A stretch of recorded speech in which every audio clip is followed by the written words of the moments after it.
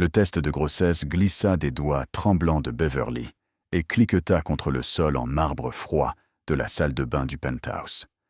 2 lignes roses. Positif. Elle portait l'enfant d'un homme qui lui avait fait comprendre douloureusement, dès leur nuit de noces, qu'elle n'était rien de plus qu'un réceptacle, un moyen d'arriver à ses fins, un sacrifice sur l'autel de son amour pour une autre femme. Elle pressa sa main contre son ventre encore plat et croisa son reflet dans le miroir. L'alliance en diamant à son doigt accrocha la lumière, la narguant de son éclat. Il y a 3 mois, elle était une professeure d'anglais en difficulté à Séoul, enchaînant les doubles services dans une épicerie de quartier, juste pour payer son loyer. Aujourd'hui, elle était Madame Kang Jae-won, l'épouse du chef de la mafia le plus puissant de Corée du Sud, enceinte de son héritier, et complètement, dévastateurement seule. La porte de la salle de bain s'ouvrit brusquement, et il était là, Kang Jae-won. 1,88 m de puissance froide et calculée, drapé dans un costume noir sur mesure. Sa mâchoire était assez tranchante pour couper du verre, ses yeux sombres comme minuit et 2 fois plus impitoyables. Il regarda le test de grossesse au sol, puis son visage, et pendant une fraction de seconde, quelque chose vacilla dans ses yeux sans merci, quelque chose qui ressemblait presque à de la culpabilité. Presque. « Ça a marché », dit-il d'une voix monocorde. « Bien. Maintenant, Soo-jin peut enfin avoir sa chirurgie. » Beverly sentit son cœur se briser en 1000 morceaux, chaque éclat coupant plus profondément que le précédent.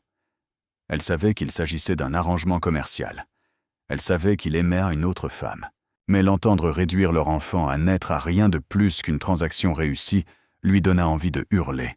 « C'est tout ce que tu as à dire, » murmura-t-elle. Il ajusta ses boutons de manchette sans la regarder.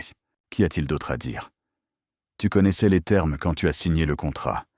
Tu seras généreusement compensé, et une fois l'enfant né, tu seras libre de partir.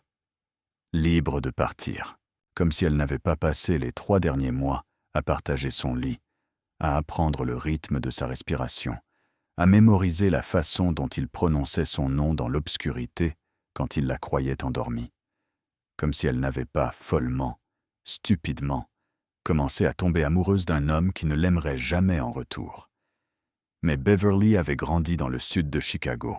Elle avait enterré sa mère à 16 ans, cumulé 3 emplois pour financer ses études, et traversé le monde avec seulement $200 et un rêve. Elle n'était pas le genre de femme qui s'effondre. Elle était le genre de femme qui survit. Alors elle leva le menton, croisa son regard froid avec du feu dans les yeux, et prononça les mots qui allaient tout changer. « Et si je n'ai pas envie de partir? Si vous êtes nouveau ici, bienvenue dans la famille.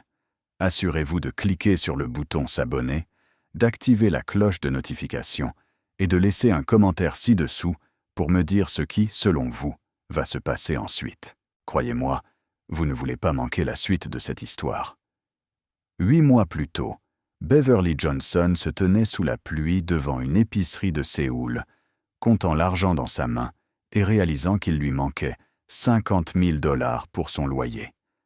L'académie d'anglais où elle travaillait avait fait faillite sans prévenir, la laissant, elle et 12 autres professeurs étrangers, sans leur dernier mois de salaire. Son visa était lié à cet emploi, ce qui signifiait qu'elle avait 30 jours pour trouver un nouveau travail ou être expulsée vers un pays où elle n'avait rien ni personne qui l'attendait. La pluie traversait sa fine veste alors qu'elle marchait vers l'arrêt de bus, son esprit explorant des options de plus en plus désespérées. Elle pourrait essayer de trouver un autre emploi d'enseignante, mais le processus de transfert de visa prenait des mois. Elle pourrait travailler illégalement, mais les sanctions pour cela étaient sévères. Elle pourrait appeler sa tante à Chicago, mais la dernière fois qu'elle s'était trop parlé, sa tante avait été claire. Beverly devait se débrouiller seule. Elle était si perdue dans ses pensées qu'elle ne vit la Mercedes noire que lorsqu'il fut trop tard. Elle arriva au coin de la rue trop vite, faisant de l'aquaplaning sur le pavé mouillé, et fonça droit sur elle. Le corps de Beverly bougea par pur instinct. Elle plongea pour s'écarter, s'écrasant violemment sur le trottoir, ses paumes s'écorchant contre le béton et sa cheville se tordant selon un angle contre nature. La Mercedes s'arrêta dans un crissement de pneus. La portière arrière s'ouvrit et un homme émergea sous la pluie. Il était grand, incroyablement beau, avec le genre de visage qui appartient aux couvertures de magazines et le genre de présence qui rend l'air plus rare. Il portait un costume qui coûtait plus que son salaire annuel, et lorsqu'il s'agenouilla près d'elle, elle capta une odeur onéreuse et masculine. « Êtes-vous blessé ?»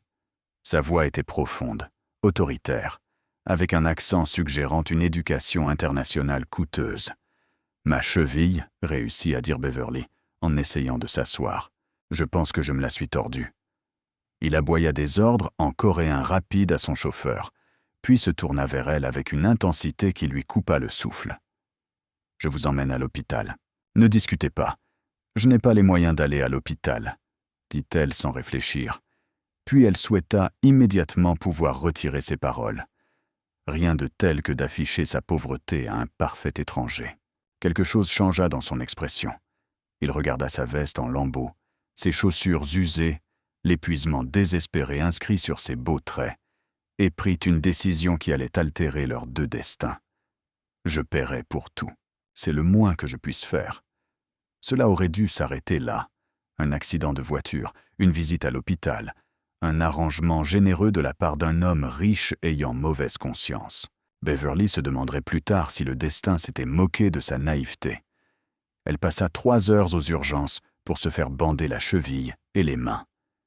Pendant tout ce temps, l'homme mystérieux resta à ses côtés, passant des appels en coréen à voix basse, son expression devenant de plus en plus troublée. Quand le médecin la laissa enfin sortir, il l'attendait avec une offre qu'elle n'aurait jamais pu anticiper. « J'ai une proposition pour vous, » dit-il, s'appuyant contre sa Mercedes pendant que son chauffeur tenait un parapluie au-dessus d'eux deux. Beverly le regarda avec méfiance. « Quel genre de proposition ?»« Le genre qui pourrait résoudre tous vos problèmes. » Il sortit une carte de visite de sa veste. Le nom qui y figurait lui glaça le sang. Kang Jae-won. Même elle, une étrangère ayant une connaissance limitée de la société coréenne, avait entendu des rumeurs sur la famille Kang.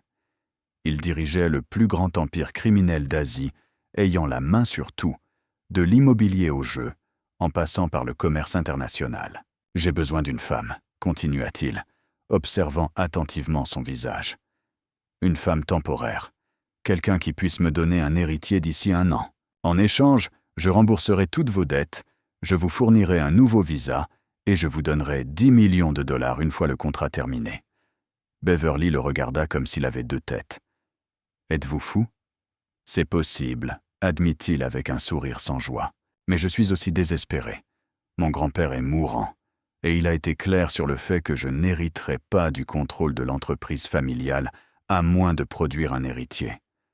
La personne de mon choix a été jugée inappropriée. J'ai donc besoin d'épouser quelqu'un d'autre, d'avoir un enfant, puis de divorcer une fois mon héritage sécurisé. Et pourquoi moi?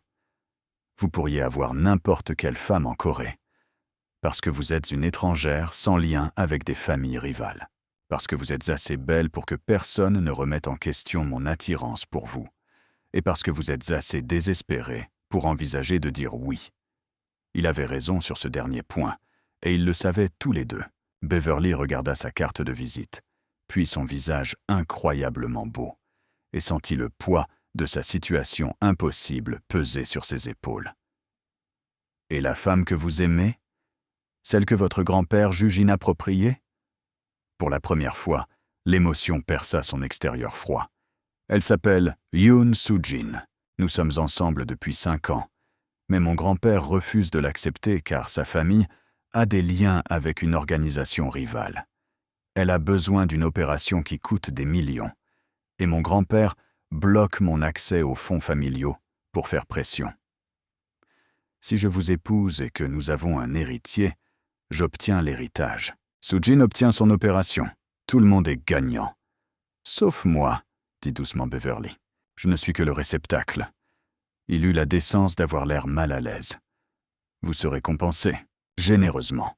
Et je ne prétendrai pas qu'il y a du romantisme. C'est un arrangement commercial, rien de plus. Elle aurait dû dire non. Elle aurait dû s'éloigner de cet homme cruel et magnifique et de sa proposition insensée. Mais le désespoir a une façon de rendre le raisonnable possible, et Beverly se surprit à poser la question qui allait sceller son destin. Quand commençons-nous? Le mariage fut un spectacle. 500 invités, dont la plupart n'avaient jamais entendu parler de Beverly Johnson jusqu'alors, se réunirent dans la grande salle de bal de l'hôtel de la famille Kang pour assister à l'union de leur prince héritier avec une mystérieuse américaine. Les rumeurs allèrent bon train. Elle était mannequin.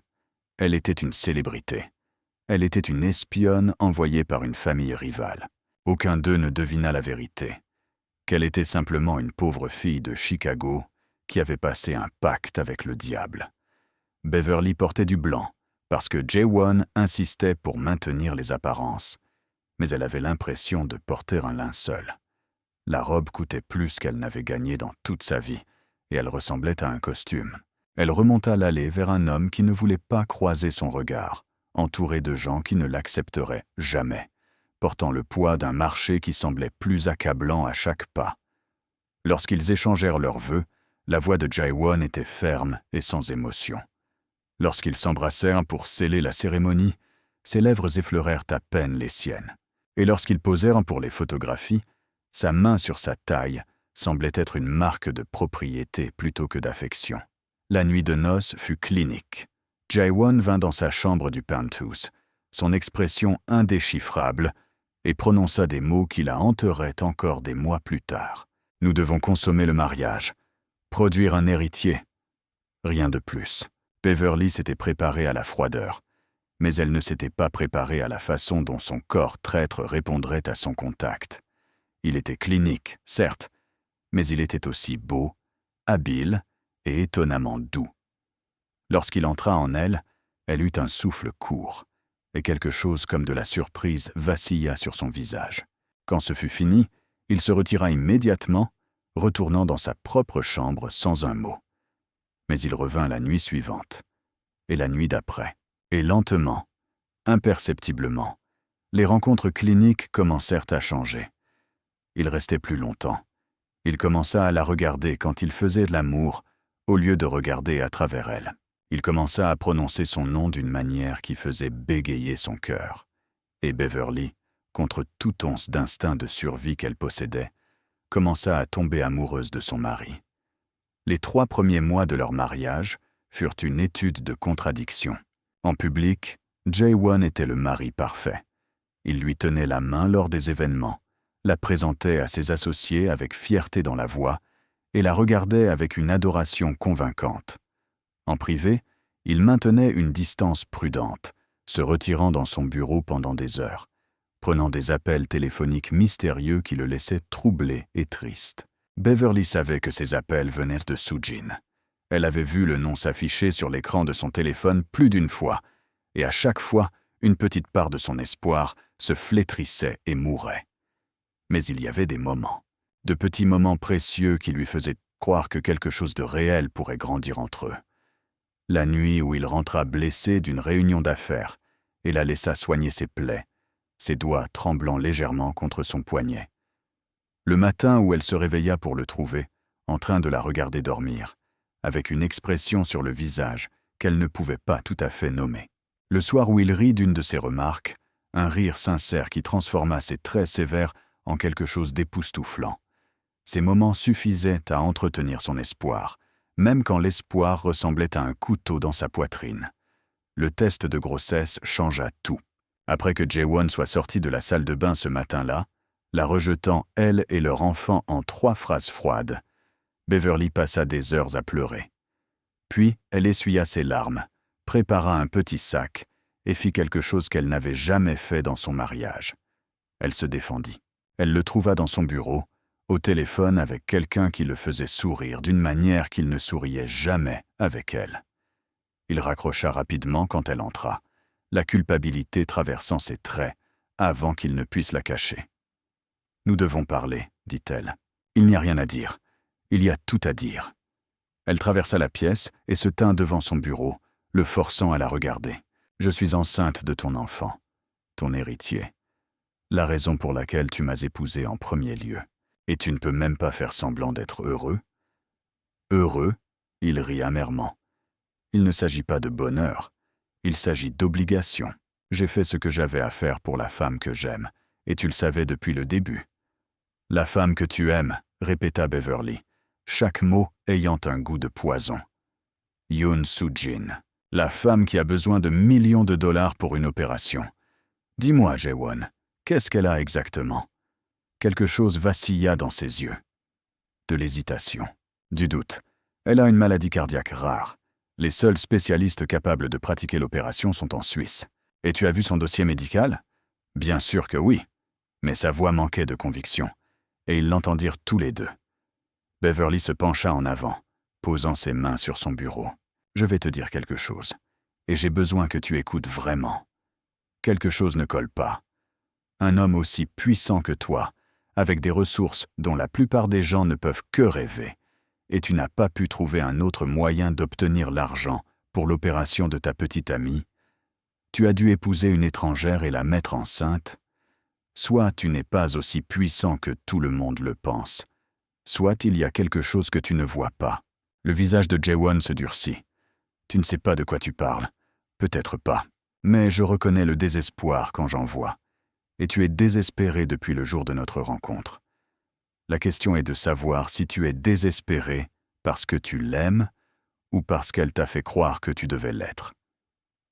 Elle sortit avant qu'il ne puisse répondre, mais elle vit la graine du doute qu'elle avait plantée prendre racine dans ses yeux. Si vous êtes encore là, j'ai besoin que vous me rendiez un service. Mettez un j'aime sur cette vidéo, laissez un commentaire pour me dire si vous faites confiance à Soo-jin et partagez ceci avec quelqu'un qui aime les bons drames. Maintenant, revenons à l'histoire car elle va devenir intense. 3 semaines après leur confrontation, Beverly commença à remarquer des choses étranges, des choses qui ne collaient pas avec le récit que Jae-won avait construit autour de son histoire d'amour tragique. Cela commença par un appel téléphonique. Jae-won avait laissé son téléphone personnel dans le salon pendant qu'il se douchait, et quand il sonna, Beverly jeta un coup d'œil automatique à l'écran. Le nom, Soo-jin, s'afficha, mais en dessous, il y avait quelque chose qui fit s'arrêter son cœur. Un appel vidéo entrant. Avant de pouvoir réfléchir, elle répondit. Le visage qui apparut sur l'écran était magnifique. Des traits délicats, une peau parfaite, des cheveux impeccablement coiffés.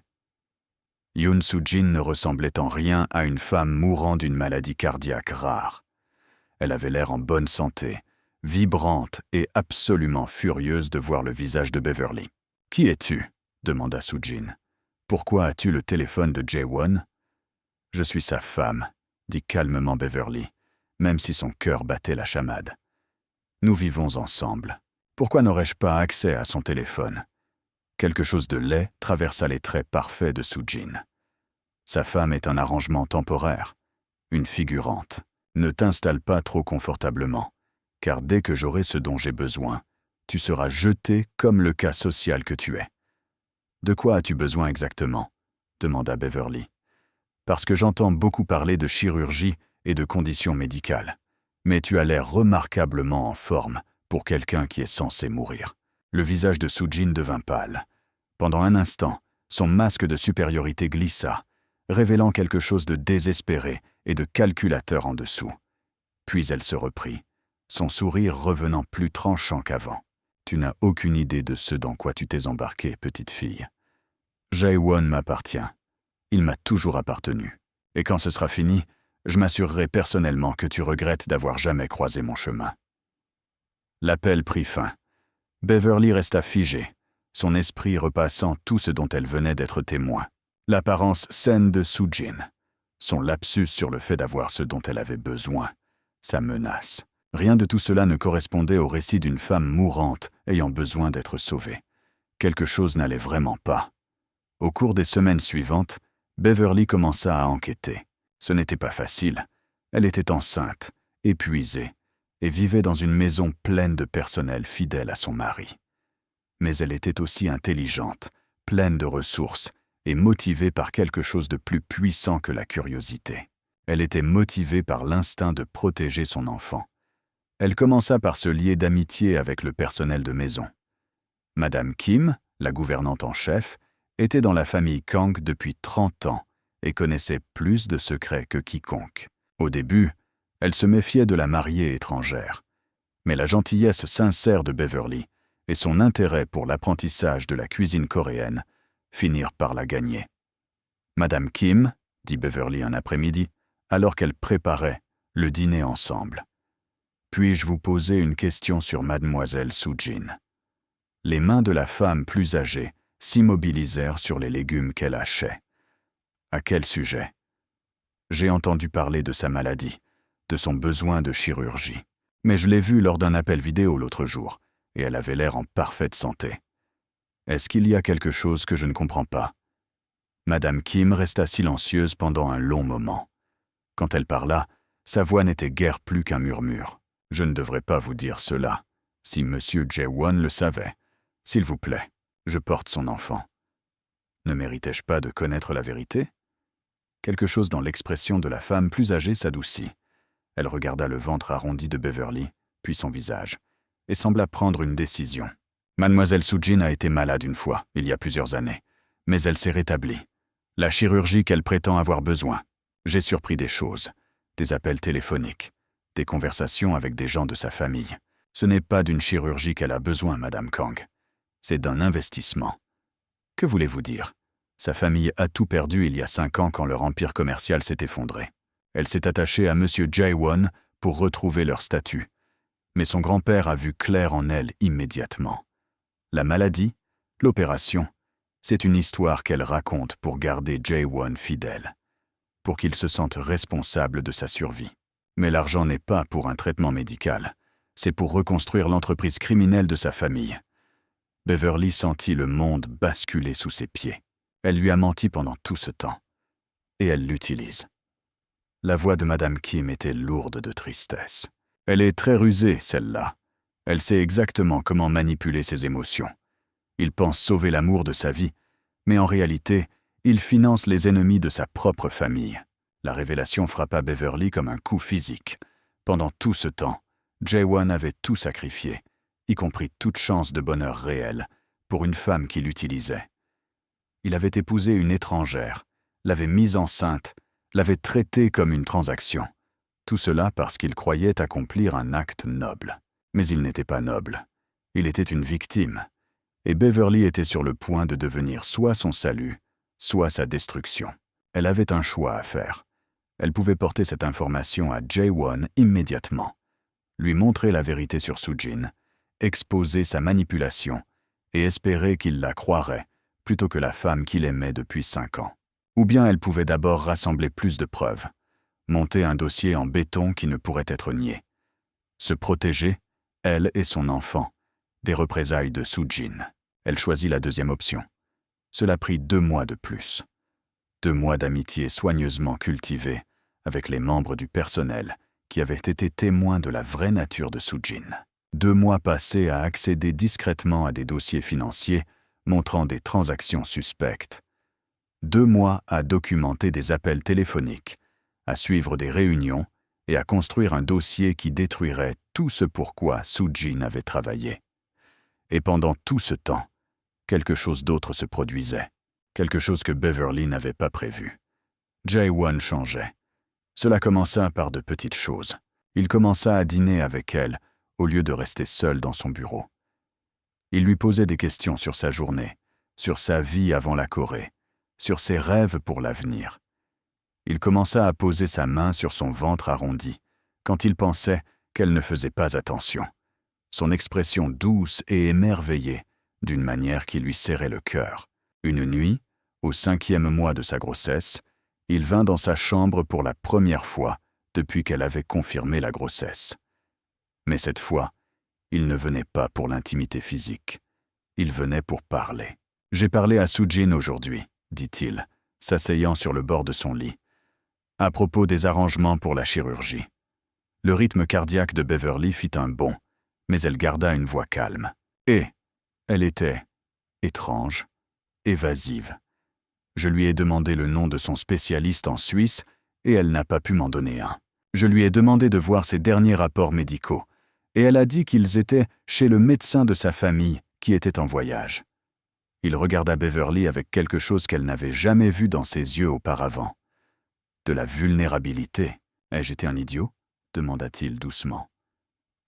Il aurait été si facile de tout lui dire alors, de sortir les preuves qu'elle avait rassemblées, d'exposer la trahison de Soo-jin et de le regarder réaliser à quel point il s'était trompé. Mais quelque chose la retint. La peur, peut-être. Ou le savoir qu'il avait besoin de découvrir la vérité par lui-même s'il voulait vraiment y croire un jour. « Je pense, dit-elle prudemment, que tu as aimé quelqu'un tellement fort que tu as arrêté de poser les questions difficiles. Cela ne fait pas de toi un idiot. Cela te rend humain. » Il tendit la main et toucha son visage, ses doigts doux contre sa joue. « Et toi? Es-tu humaine aussi ?»« Trop humaine, admit-elle. Ça a toujours été mon problème. » Il l'embrassa alors.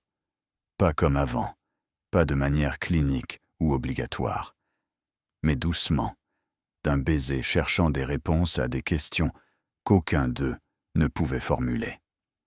Quand il se recula, son front resta contre le sien, et elle sentit des larmes couler sur ses joues. « Je suis désolé, » murmura-t-il, « pour tout ce que je t'ai fait subir. Tu méritais mieux que ça. »« Je le mérite toujours, » dit-elle, et elle le sentit tressaillir. « Je sais. » Il quitta sa chambre ce soir-là, mais quelque chose avait basculé entre eux, quelque chose qui ressemblait terrifiamment à de l'espoir. La vérité éclata de la pire des manières. Beverly était enceinte de 7 mois quand Soo-jin finit par passer à l'action. Elle s'impatientait face au délai de Jae-won, frustrée par sa distance croissante et méfiante de son attachement grandissant envers sa supposée femme temporaire. Elle décida donc de lui forcer la main. Elle se présenta au penthouse sans prévenir. Beverly était seule quand les portes de l'ascenseur s'ouvrirent et que Soo-jin entra comme si les lieux lui appartenaient. Elle était encore plus belle en personne qu'elle ne l'avait été lors de l'appel vidéo, vêtue de vêtements de créateur qui criaient la richesse et la sophistication. Son sourire était tranchant alors qu'elle regardait le ventre de Beverly. « C'est donc ça l'incubateur, » dit-elle. « Je dois admettre que je ne m'attendais pas à ce que Jae-won choisisse quelqu'un de si exotique. Et je ne m'attendais pas à ce que la patiente mourante ait l'air en si bonne santé, » répondit calmement Beverly. « C'est drôle comme les choses tournent. » Quelque chose de dangereux vacilla dans les yeux de Soo-jin. « Tu devrais faire attention à la façon dont tu me parles. Après tout, une fois que tu auras rempli ton rôle, c'est moi qui déciderai de ce qu'il adviendra de toi. » Est-ce une menace? C'est une promesse. Soo-jin s'approcha, ses talons claquant contre le sol de marbre. « Tu vois, j'ai travaillé trop dur et trop longtemps pour arriver là où je suis. Je ne vais pas laisser une étrangère prise au hasard tout gâcher, juste parce qu'elle est tombée enceinte. Tout ce pourquoi tu as travaillé. » Beverly tint bon, malgré son cœur qui s'emballait. « Tu veux dire manipuler Jae-won? Simuler une maladie pour lui voler son argent? L'utiliser pour reconstruire l'empire criminel de ta famille? » Le visage de Soo-jin devint livide. Pendant un instant, son sang-froid se fissura, révélant la femme froide et calculatrice sous la belle façade. « Qui t'a dit ça? Est-ce que ça a de l'importance? Le fait est que je sais tout. Sur tes dossiers médicaux parfaits, sur l'argent que tu as détourné vers les comptes offshore de ta famille, sur ton plan de dépouiller Jae-won de tout ce qu'il possède, puis de disparaître. » Soo-jin rit, mais sans aucune trace d'humour. « Tu penses qu'il te croira, toi plutôt que moi. J'ai eu 5 ans pour me faire aimer de lui. Tu as eu quelques mois pour qu'il te tolère. Selon toi, qui choisira-t-il? Peut-être qu'il n'aura pas à choisir. Peut-être qu'il verra les preuves par lui-même. » « Quelles preuves ?»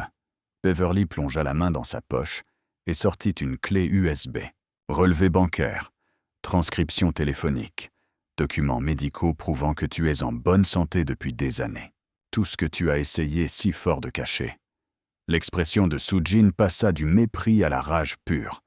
Elle s'élança en avant pour attraper la clé USB, mais Beverly fut plus rapide. Elle recula, mettant le canapé entre elles. « Reste loin de moi. Donne-moi cette clé. Pas question. » Elles tournèrent l'une autour de l'autre, prédateur et proie, jusqu'à ce que le calme de Soo-jin vole en éclats. Elle saisit un vase décoratif sur la table d'appoint et le lança vers la tête de Beverly. Beverly esquiva, Mais le mouvement lui fit perdre l'équilibre. Elle trébucha, son ventre de femme enceinte la rendant maladroite et lente, et se sentit tomber. Les portes de l'ascenseur s'ouvrirent à cet instant précis. Jae-won vit tout. La main levée de Soo-jin, Beverly en train de tomber, le vase brisé au sol, et quelque chose en lui, quelque chose qui se fissurait depuis des mois, finit par se rompre. Soo-jin. Son rugissement fit écho dans le penthouse. Il rattrapa Beverly avant qu'elle ne touche le sol, ses bras l'enveloppant de manière protectrice, son visage tordu par une fureur qu'elle n'avait jamais vue auparavant.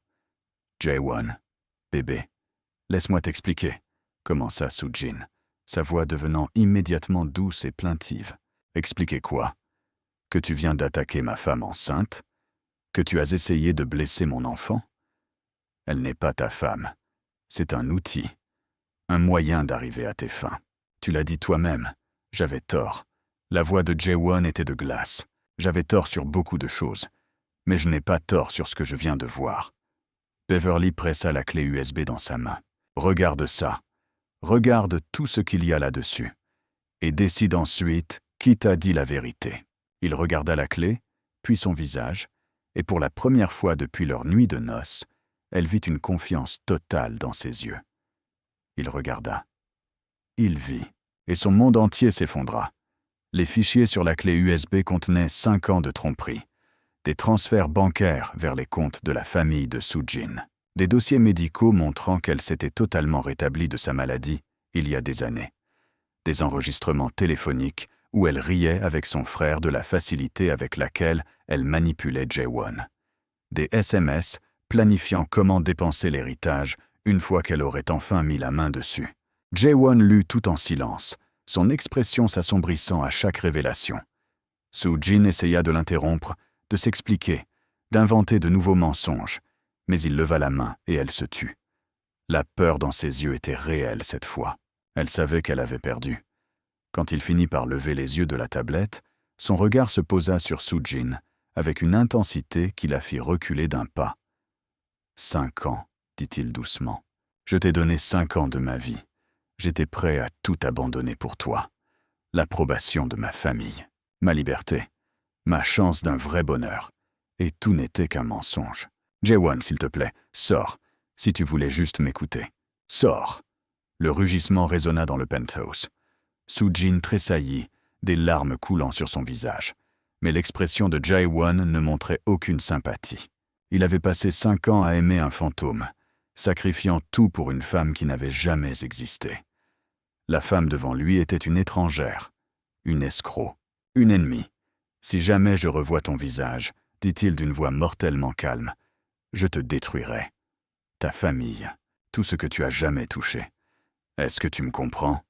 Soo-jin comprit. Elle s'enfuit sans un mot de plus, son sang-froid parfait brisé au-delà de toute réparation. Et ils ne furent plus que 2. Jae-won se tourna vers Beverly, et toute la colère sur son visage se dissipa pour laisser place à quelque chose qu'elle ne pouvait identifier. Il traversa la pièce en 3 enjambées et tomba à genoux devant elle, ses mains cherchant son ventre, son front se pressant contre l'arrondi où leur enfant grandissait. « Je suis désolé, murmura-t-il. Dieu, je suis tellement désolé. J'étais si aveugle, si stupide. Je t'ai traité comme si tu n'étais rien alors que tu étais tout. Toi et ce bébé, vous êtes tout. » Beverly regarda l'homme qui avait brisé son cœur 1000 fois et qui était maintenant agenouillé à ses pieds avec des larmes coulant sur son visage, et sentit quelque chose en elle changer. La colère était toujours là. La blessure, les mois passés à se sentir comme une figurante, un outil, un moyen pour les fins de quelqu'un d'autre. Mais sous tout cela, il y avait autre chose. Quelque chose qui avait grandi malgré tous ses efforts pour l'arrêter. L'amour. Un amour stupide, insensé, impossible pour un homme qui ne l'avait jamais mérité, mais qui le demandait enfin. « Lève-toi, » dit-elle doucement. Il leva les yeux vers elle, les yeux rougis et désespérés. « Tu m'as détruite, » continua-t-elle. « Chaque jour pendant 8 mois, tu m'as fait me sentir sans valeur, invisible, comme si je n'étais rien de plus qu'un corps remplissant une fonction. Et maintenant tu t'attends à ce que je te pardonne, parce que tu as enfin vu la vérité ? Non, dit-il. Je ne m'attends pas au pardon. Je ne le mérite pas. Mais je demande une chance, une vraie chance, pour te montrer qui je peux être quand je ne suis pas aveuglé par la manipulation de quelqu'un d'autre, pour t'aimer comme tu aurais dû l'être dès le début. Et si je ne peux pas te donner cette chance, si les dégâts sont trop profonds, il ferma les yeux, la douleur gravée sur ses traits. Alors je passerai le reste de ma vie à te regarder élever notre enfant de loin, sachant que j'avais le paradis entre les mains et que je l'ai jeté pour un mensonge. Beverly resta silencieuse pendant un long moment. Puis elle se pencha et toucha son visage, ses doigts doux contre sa joue tachée de larmes. « Je ne suis pas prête à te pardonner, » dit-elle. « Je ne sais pas si je le serai un jour, mais je suis prête à essayer. Pour notre enfant, si ce n'est pour rien d'autre. » Il pressa un baiser sur sa paume, respectueux et reconnaissant. « C'est plus que ce que je mérite. » « Oui, acquiesça-t-elle. « Ça l'est. Nous sommes presque à la fin, mais si vous êtes arrivé jusqu'ici, vous faites officiellement partie de ce voyage. Cliquez sur le bouton s'abonner si ce n'est pas déjà fait, et laissez un commentaire pour me dire ce que Beverly devrait faire selon vous. Devrait-elle lui pardonner? Devrait-elle prendre l'argent et s'enfuir? Dites-moi. Les 2 derniers mois de la grossesse de Beverly ne ressemblèrent à rien de ce qui avait précédé. Jae-won devint un homme différent. Il vida son emploi du temps, renvoya quiconque avait été fidèle à Soo-jin et se consacra entièrement à sa femme. Il était présent à chaque rendez-vous médical. Il était là pour les envies de minuit, les chevilles enflées et les crises émotionnelles qui arrivaient sans prévenir. Il était là quand elle se réveillait effrayée à 3 heures du matin, quand elle pleurait pour tout et pour rien, quand elle avait besoin d'être tenue sans parler. Et lentement, prudemment, les murs entre eux commencèrent à s'effondrer. Ils commencèrent à parler, vraiment parler, pour la première fois de leur mariage. Il lui raconta son enfance, les attentes écrasantes d'être l'héritier Kang, la solitude qui l'avait rendu vulnérable à la manipulation de Soo-jin. Elle lui parla de Chicago, de la perte de sa mère, de la force qu'il avait fallu pour construire une vie à partir de rien. Ils trouvèrent des points communs dans des endroits inattendus. Ils aimèrent tous les deux les mauvais films d'action. Ils détestaient tous les deux les conversations mondaines dans les soirées. Ils croyaient tous deux en la loyauté par-dessus tout, ce qui rendait sa trahison et la persévérance de Beverly d'autant plus significatives. Et ils tombèrent amoureux. Un amour réel cette fois. Pas l'attachement désespéré né des traumatismes ou la manipulation de calculs stratégiques, mais l'intimité sincère et grandissante de 2 personnes qui s'étaient choisies. Quand Beverly commença à accoucher, c'est Jae-won qui la conduisit à l'hôpital, brûlant tous les feux à Séoul. C'est lui qui lui tint la main pendant 18 heures de contraction, sans jamais se plaindre quand elle lui broyait presque les doigts. C'est lui qui coupa le cordon ombilical, des larmes coulant sur son visage alors qu'il regardait leur fille pour la première fois. « Elle est magnifique », murmura-t-il. « Elle te ressemble tellement. » Beverly regarda le minuscule paquet dans ses bras, le mélange parfait de leurs traits, et sentit son cœur s'agrandir pour faire place à un amour qu'elle n'avait jamais connu. « Kira », dit-elle doucement. « Elle s'appelle Kira. »« Kira », répéta Jae-won, testant le nom sur sa langue. « Kira Kang. C'est parfait. » Ils ramenèrent leur fille dans un penthouse qui avait été transformé. L'esthétique froide et moderne avait disparu, remplacée par des couleurs chaudes, des textures douces et tous les signes d'un vrai foyer en construction. Madame Kim pleura en voyant le bébé, et même le personnel de sécurité stoïque fondit à la vue de leur patron berçant sa fille comme si elle était faite de verre. 1 an plus tard, le jour de l'anniversaire de leur mariage, Jae-won emmena Beverly au même coin de rue où sa voiture l'avait presque renversée. « Qu'est-ce que nous faisons ici ?» demanda-t-elle, confuse. Il prit ses mains dans les siennes, son expression sérieuse et nerveuse d'une manière qu'elle voyait rarement. « C'est ici que ma vie a changé, » dit-il. « C'est là que j'ai rencontré la femme qui allait me sauver de moi-même, même si je ne le méritais pas. Je t'ai emmené ici parce que je voulais te demander quelque chose. » Il mit la main dans sa poche et sortit un écrin. Quand il l'ouvrit, Beverly eut le souffle coupé. À l'intérieur se trouvait la plus belle bague qu'elle ait jamais vue, un design vintage, avec une émeraude centrale entourée de diamants. « Je sais que nous sommes déjà mariés, dit-il. Mais ce mariage était un arrangement commercial, une transaction. Ce n'était pas réel. » Il posa un genou à terre, là même sur le trottoir animé de Séoul, tandis que les gens regardaient, murmuraient et prenaient des photos. Beverly Johnson Kang. Je t'aime plus que je n'aurais jamais cru pouvoir aimer quelqu'un. Tu m'as donné une fille, mais plus que cela, tu m'as donné une seconde chance d'être un homme digne d'avoir une famille. Veux-tu m'épouser à nouveau? Pour de vrai cette fois? Pas à cause de contrats, d'héritiers ou des agendas de quelqu'un d'autre, mais parce que je ne peux pas imaginer passer une autre journée sans que tu sois ma femme. Beverly regarda cet homme qui l'avait blessée, guéri et aimé, d'une façon qu'elle n'avait jamais espérée. Elle regarda leur fille, dormant paisiblement dans la poussette à côté d'eux. Elle regarda l'avenir s'étendant devant eux, plein de possibilités dont elle n'avait pas osé rêver un an auparavant. « Oui, » dit-elle, pleurant et riant en même temps. « Oui, je t'épouserai à nouveau. » Il fit glisser la bague à son doigt, puis l'emporta dans un baiser qui fit acclamer la foule. Quand ils se séparèrent enfin, il pressa son front contre le sien et sourit. « Je t'aime, Madame Kang. Je t'aime aussi, Monsieur Kang. Maintenant, rentrons à la maison. » L'histoire de Soo-jin ne finit pas bien. 6 mois après son départ dramatique du penthouse, on apprit que l'organisation criminelle de sa famille avait été totalement démantelée. Compte bancaire gelé, propriété saisie, membres clés arrêtés pour des motifs allant de la fraude au racket. Jae-won n'admit jamais en être à l'origine, mais Beverly vit la façon dont il souriait quand les bulletins d'information passaient à la télévision.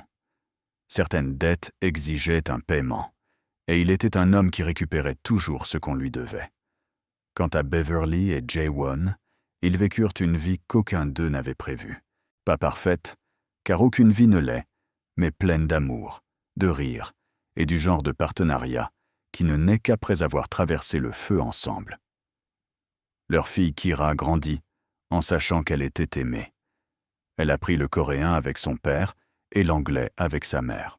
Elle avait l'entêtement de sa mère et l'intensité de son père, et ses 2 parents s'accordaient à dire qu'elle allait soit sauver le monde, soit le conquérir. Le soir de leur second mariage, une petite cérémonie avec seulement les gens qui les connaissaient et les aimèrent vraiment, Jae-won tint sa femme serrée pendant leur première danse et murmura quelque chose que seule elle pouvait entendre. « Merci de ne pas avoir abandonné. » Beverly regarda dans les yeux de l'homme qui avait commencé comme son geôlier et était devenu son partenaire, et sourit. « Merci d'avoir enfin valu la peine de se battre. Et si vous leur demandez aujourd'hui, des décennies plus tard, entourés de petits-enfants et de souvenirs, de toutes les preuves d'une vie bien remplie, ils vous diront que parfois, l'amour vient des endroits les plus inattendus. Parfois, le pacte que vous passez par désespoir devient la bénédiction que vous n'aviez pas vue venir. Et parfois, juste parfois, l'homme qui vous épouse pour toutes les mauvaises raisons finit par vous aimer pour toutes les bonnes. C'est tout pour l'histoire d'aujourd'hui. Gens magnifiques. Si vous êtes allés jusqu'au bout, vous êtes formidables. Et j'ai besoin que vous fassiez 3 choses pour moi. Cliquez sur le bouton « J'aime » pour que je sache que vous avez aimé ce voyage.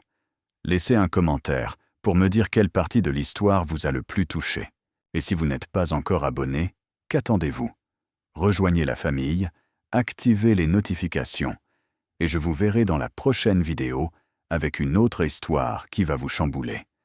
Je vous aime tous, et d'ici là, restez bénis.